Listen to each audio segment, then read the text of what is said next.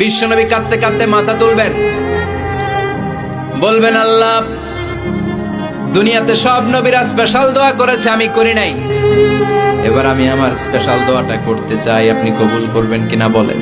আল্লাহ বলবেন, নবী কি আপনার দোয়া বলেন?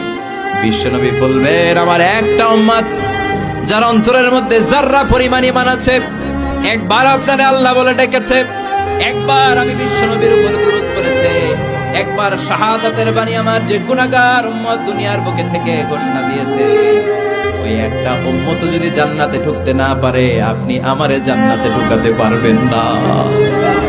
আল্লাহ বলবেন, সাল তুতা, সাল সাল তুতা, ওয়াশফা তুশাফা, শাফাত করেন নবী করেন, যার জন্য দোয়া করবেন আমি কবুল করে নেব। দুনিয়াতে বিশ্বনবী কম কষ্ট সহ্য করে নাই। 3 বছর শিয়াবে আবি তালেবে জেল খেটেছে। কয় বছর? দুর্ভিক্ষের বছরগুলোতে বিশ্বনবীর পেটে দানা পানি ছিল না।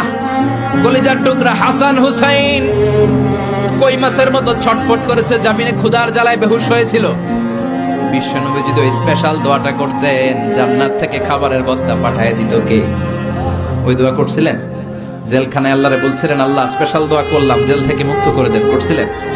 যুদ্ধের ময়দানে নিজের দাঁত ভেঙেছে, উহুদের ময়দান সাক্ষী, বিশ্বনবীর মুবারক রক্তে উহুদের ময়দান রঞ্জিত হয়েছে।